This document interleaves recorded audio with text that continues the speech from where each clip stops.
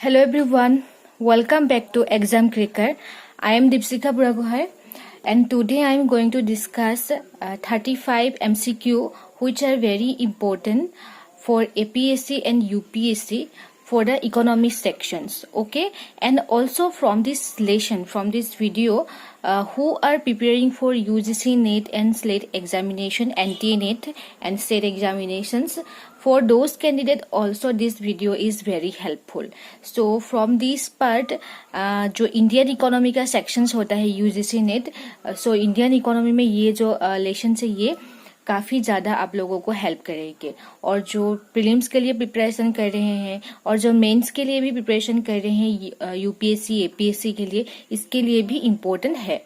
ठीक है, सो हम लोग डिस्कस करते हैं और 35 क्वेश्चन है, आप लोग सभी क्वेश्चन अटेम्प्ट कीजिए।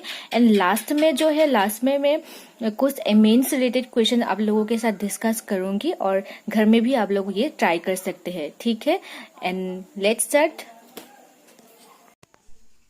So let's discuss our questions.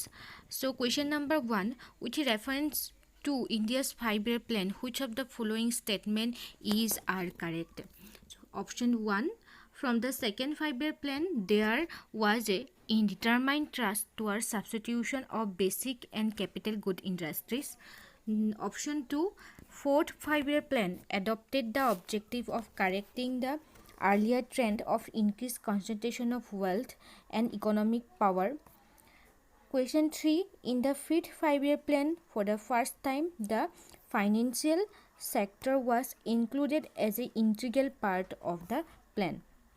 So question number, यहाँ पे जो क्वेश्चन नंबर 1 दिया गया है, जो ऑप्शन 1 एंड ऑप्शन 2 है, दोनों ही यहाँ पे करेक्ट है। ठीक है, सो सेकेंड 5-year प्लान से ही capital goods industry and basic goods industry के बारे में बोला गया था। एंड ऑप्शन जो 2 है, fourth 5-year plan adopted the objective of correcting the earlier trend, so this is also correct. यहाँ पे जो कोई ऑप्शन 3 है वो करेक्ट नहीं है। ठीक है, सो हम लोगों का जो करेक्ट आंसर हो जाएगा यहाँ पे ऑप्शन होगा A this 1 and 2 are correct only. Okay, अगर आप लोग ने अभी तक जो 5-year प्लान वाला चैप्टर नहीं पढ़ा है, जो हमारा प्लेलिस्ट सेक्शन में जाके आप लोग वो पढ़ सकते हैं। ठीक है, वहाँ पे डिटेल में डिस्कस क्या हुआ है कि कौन सा 5-year प्लान में क्या हुआ था। Next question number 2, in the context of Indian economy consider the following statement. Option 1, the growth rate of GDP has steadily increased in the last 5-year years. Number 2, the growth rate in per capita income has steadily increased in the last 5 years. यहाँ पे बोला गया है कि which of the following statement given above are correct. Okay, so यहाँ पे क्या होगा, option A 1 only, option B 2 only, option C both 1 and 2, option D neither 1 and 2. So यहाँ पे जो है क्वेश्चन जो है, यहाँ पे सिर्फ क्वेश्चन ऑप्शन 2 करेक्ट है। Option 2 is correct. The growth rate in per capita income है steadily increase in the last 5 year। Growth rate जो है वो इंक्रीज हुआ है लास्ट 5 year में। Please keep in mind that this question came in 2011।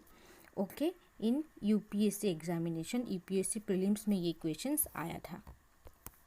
Next question number 3, economic growth is usually couple with, सो ये भी question 2011 में ही आया था। इकोनॉमिक ग्रोथ क्या है?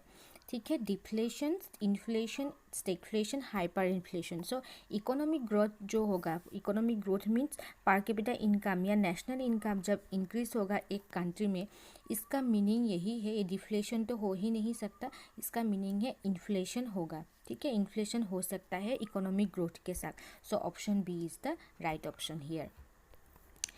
Next question number 4, an increase in the bank rate generally indicates that. Bank rate अगर increase होता है, bank rate, repo rate, reverse repo rate क्या होता है, ये भी मैंने डिटेल में डिस्कस किया है एपीएससी लेक्चर में, आप जाके देख सकते हैं। ठीक है, एंड पढ़ते हैं। Market rate of interest is likely to fall. Central bank is no longer making loans to commercial bank. Option C, central bank is followed an easy money policy. Option D central bank is following a tight money policy. So bank rate अगर increase होता है then इसका meaning क्या होगा, यहाँ पे option D जो है वो ये करेक्ट है, क्योंकि बैंक रेट इंक्रीज होने का मीनिंग यही है कि जो रिजर्व बैंक ऑफ इंडिया है, जो सेंट्रल बैंक है, वो टाइट मनी पॉलिसी अडॉप्ट कर रहे हैं, खुद के पास ज़्यादा पैसा रख रहे हैं मनी सप्लाई को रिड्यूस करने के लिए। ठीक है, डिटेल में हम लोग ये भी डिस्कस किया था। Next question number 5, decrease unemployment generally mean, decrease unemployment क्या होता है।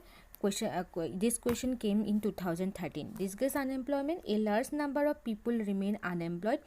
B. Alternative employment is not available. Marginal productivity of labor is zero. Productivity of worker is low. So discuss unemployment का मीनिंग ये है कि ज़रूरत से ज़्यादा वहाँ पे लोग काम कर रहे हैं इस, और बिकॉज ऑफ दिस जो लेबर प्रोडक्टिविटी है और प्रोडक्टिविटी ज़ीरो हो गया है। फॉर एग्जाम्पल एग्रीकल्चरल जो सेक्टर है, एग्रीकल्चर सेक्टर में अगर ज़रूरत से ज़्यादा काम करेंगे, लेबर का प्रोडक्टिविटी जो है वो नहीं होगा। ठीक है, जहाँ पे 100 वर्कर चाहिए वहाँ पे अगर आप लोग 500 वर्कर को काम में आप लोग रखते हैं, देन 400 वर्कर का प्रोडक्टिविटी ही नहीं होगा। इसका मीनिंग ये है कि marginal productivity of labour is zero. Next question number 6, in the context of Indian economy, open market operation refers to. This question came in 2013. Option A, borrowing by scheduled bank from the RBI. Option B, lending by commercial banks to industry and trade.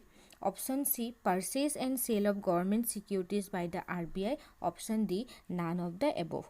So open market operation का meaning ही है purchase and sale of government securities from the RBI. So here option C is the right option. Next question number 7. Rise in general level of prices may be caused by. This question came in 2013. So general level of price अगर increase होता है, ठीक है, ये किसके लिए हो सकता है, and increase in the money supply, a decrease in aggregate level of output and increase in the effective demand. So अगर जनरल प्राइस लेवल इंक्रीज हुआ है, इसका मीनिंग क्या है, and increase in the money supply, ये तो हो सकता है। ठीक है, मनी सप्लाई के लिए भी हो सकता, मनी सप्लाई अगर इंक्रीज होता है then there is a chance that there is a increase in the inflation और there is a increase in general price level. So यहाँ पे हम लोग ऑप्शन देख लेते हैं। Select the correct answer using the codes given below. So यहाँ पे जो आंसर है ये तीनों ही करेक्ट होगा, that is solution is option D, that is 1, 2, 3 are correct. So अगर जनरल प्राइस लेवल इंक्रीज होता है then there is a chance that increase in the money supply, output भी इंक्रीज हो सकता है एंड इफेक्टिव डिमांड भी increase हो सकता है। ठीक है, सो तीनों ही ऑप्शन यहाँ पे करेक्ट है। Next question number 8. Which one of the following group of item is included in India's foreign exchange reserve? So India's foreign exchange reserve में कौन कौन सा आइटम यहाँ पे होता है। देखिए ये जो क्वेश्चन है ये 2013 यूपीएससी में ये क्वेश्चन आया है, एंड 2015 में यूजीसी नेट में भी सेम क्वेश्चन यहाँ पे दिया गया है। ठीक है, सो इसीलिए मैं जो टारगेट ऑडियंस है ये यूजीसी नेट जो इकोनॉमिक्स का है वो भी देख सकते हैं, यूपीएससी एंड एपीएससी का है वो भी ये लेशंस देख सकते हैं। ठीक है, सो इंडियाज़ फॉरेन एक्सचेंज रिजर्व में क्या क्या होता है। सो ऑप्शन ए हम लोग पढ़ते हैं, foreign currency asset special drawing rights loans from the foreign countries. Option B, foreign currency asset gold holding of RBI and SDRs. Option C, special foreign currency asset loan from the World Bank and SDR. Option D हम लोग पढ़ लेते हैं, foreign currency asset gold holding of the RBI and loans from the World Bank. So यहाँ पे जो है special basically India's foreign exchange reserve is composed of foreign currency asset, gold holding of the RBI and SDR. so gold is important, इसीलिए जो foreign exchange reserve होता है वहाँ पे gold तो रहना ही चाहिए। ठीक है, बाकी तो ये common ही है, foreign currency asset यहाँ पे भी है, यहाँ पे भी है, यहाँ पे भी है। ठीक है, so gold यहाँ पे option है। next question number 9. Which one of the following is likely to be the most inflationary in its effect? So question number 9, ये 2013 में ये क्वेश्चंस आया था कि which of the following is most inflationary, कौन सा ये जो है इसमें से कौन सा कॉजेस के लिए इन्फ्लेशन ज़्यादा हो सकता है. Repayment of the public debt, borrowing from the public to finance a budget deficit, borrowing from bank to finance a budget deficit, creating new money to finance a budget deficit. So अगर inflationary situation है तो इसके लिए जो major cause है, major responsible factor है, वो है न्यू मनी क्रिएशंस. ओके, अगर आप लोग डेफिसिट बजट फॉलो कर रहे हैं, डेफिसिट बजट का मीनिंग क्या है? अगर public expenditure is less than public income, okay, government expenditure is less than government income, then ये हो जाएगा deficit budget. And deficit budget के सिचुएशन में अगर आप लोग न्यू मनी क्रिएट करते हैं, new printing of new money करते हैं, then there is a chance of inflations. Okay, so option D is a right option. Question number 10, supply of money remaining the same when there is an increase in the demand for money, there will be. So supply of money remaining the same यहाँ पे बोला गया है, जो supply है वो same रखा है, but there is an increase in demand for money, demand जो है वो इंक्रीज हुआ है. सो यहाँ पे करेक्ट ऑप्शन क्या हो सकता है? A fall in the level of prices, an increase in the rate of interest, a decrease in the rate of interest, increase in the level of income and employment. So अगर यहाँ पे money supply same रहेगा और demand for money अगर increase होगा, then there is a chance of increase in the rate of interest. ठीक है, देखिए MS जो मनी सप्लाई है वो सेम है, वो कांस्टेंट है, but demand for money MD, सिर्फ MD ही इंक्रीज हुआ है. सो क्या करेंगे? रेट ऑफ इंटरेस्ट को इंक्रीज कर देंगे ताकि जो इन्वेस्टर है उसको ज़्यादा प्रॉफिट मिले. ठीक है, so this is for all today. हम लोग क्वेश्चन नंबर 11 से नेक्स्ट वीडियो में डिस्कस करेंगे. आप लोगों को क्या करना है, मेरा जो टेलीग्राम चैनल है एग्ज़ाम क्रेकर का, जो टेलीग्राम चैनल है उसमें जाके आप लोग एनरोल कर लीजिए. एग्ज़ाम क्रेकर जो है मैं डिस्क्रिप्शन बॉक्स में उसका जो लिंक है वो भी मैं प्रोवाइड कर दिया है, वहाँ पे जाके इसका PDF वर्जन आपको मिल जाएंगे. ठीक है, so thank you for watching and God bless you all.